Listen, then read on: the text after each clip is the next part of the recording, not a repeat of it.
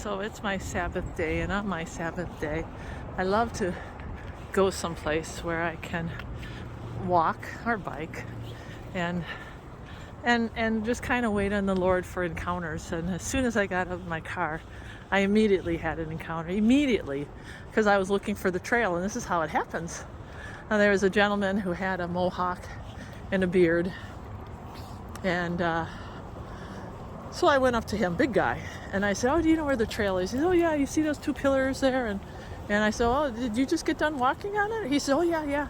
I said, "You know how far it goes?" He says, "No, but you know, if you go to the left, it'll take you pretty far." And I said, "Well, do you live around here?" He said, "Oh, I used to." He said, "I was living out in Fort Benning. I was in the Army." I said, "Oh, you still in the Army?" And he laughed. He laughed as he was touching his beard and his mohawk. And he says, "No, but you know, right now," I said, "Well, what do you do for a living?" And he said, "Well, you know, I kind of just go from place to place." And then here's the kicker. This is what the Lord does. He this is he says, I kind of live the van life." I couldn't believe you said that. I said, "Really?" He says, "Yeah, but I tell people I'm not homeless. I'm just houseless." And I was like, "No." I actually like hit him on the arm, because that's exactly what I tell people. I tell people that I'm not homeless, I am houseless, because it changes the perspective, and it puts for me, it puts all of my faith and trust in the Lord, right? In the Lord. So this is how God gives like creates conversations where I can engage in people without trying to make stuff up or try to worry about me carrying the conversation.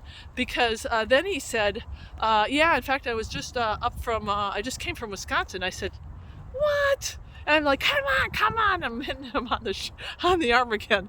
I'm like, "What, really?" And he says, "Yeah." He says, "What part of Wisconsin you from?" I said, "Well, yeah, I grew up there, and I'm originally from Rhinelander, Wisconsin, northern Wisconsin." He says, "Oh, yeah." He said, "Lake Geneva." He says, "I know that's downstate." I said, "Oh, I can't believe that you're from Wisconsin." I said, "That is so cool." So he went up there, and I don't know how this happened, but I said, "You know what?"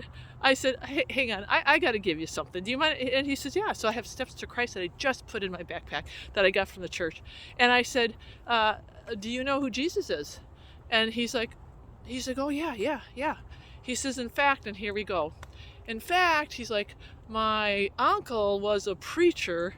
So, you know, he was and I smiled and I said, "Okay, so because this is it. So what? Your uncle was a preacher." And I said, "Okay, but how's your relationship with Jesus right now?"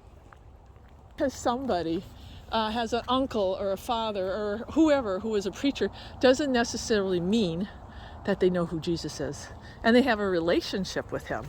And so he's like, "Yeah, yeah, it's okay." He says, "You know, I don't go to church." And I said, "Brother, you don't have to go to church. You know that you can have a relationship. It's like a marriage." I said, "It's a marriage." I said, "What did I say today to you?" I said, "You know, Jesus is my husband." And I said, "It's a marriage. So you just have to, you know, have a relationship. You don't need to go to church to pray. You don't need to go to church to have a relationship." And I said, "Yeah, it's important." I said, "Get this, the Lord, I didn't know who God was. And he brought me this book, A Purpose Driven Life. And what was it about? It was about who Jesus is and how to have a relationship with him." I said, isn't it funny? He didn't bring me the Bible, right? He brought me that. So he's like, "Yeah, yeah." So anyway, what I ended up doing is I gave him the Steps to Christ, and I said, "You know, that book may help you reconnect with Jesus." And I asked him what his name was, and his name was Brandon. And I said, "Well, God, you know, thank you, Brandon, and God bless you." And then he went on his merry way. Now get this. So now I'm out on the trail here, walking, and I think they stepped off the trail. But anyway, so I'm watching this kid pick up the garbage, and I'm like impressed, and I'm like, I need to say something to this kid. Like he doesn't look that old, and he's walking with his dad, obviously, and the young girl, and I saw the mother up there, and I'm like, this is really impressive. So I quickened my step a little bit, and now I'm walking next. I'm walking next to him, and I'm like, I'm really impressed. I said, I'm really impressed that you're picking up the garbage. And I looked at the father, and he was kind of laughing, and he's like, yeah. And I said, I'm impressed with how you raised this boy. And so I said, the sad thing is we were created to be stewards, to take care of. Our job is to take care of this earth, right? As I'm walking by some more garbage, right? And and the guy's like, and the father's like, yeah, that's right. And I looked at the young boy and I said, you know what? What's happening today is we just don't care. We throw all this stuff away like it's going to disappear, like it's going to melt, and poof, it's going to disappear, and it's not disappearing. And that's why it's our job. And it takes moral fortitude. It takes character to be able to care for all of this. And then I looked at and I said, by the way, how old are you? And the boy said, 9, 10. 10? I'm 10. I said, 10 years old. I said, that's amazing. I said, you know what? I want to give you a gift. And they didn't say anything. I said, I want to give you a gift, okay? And he's like, okay. And I reached back in my backpack, and I got a Steps to Christ. I said, Lord, just give me the words. And I handed it to him.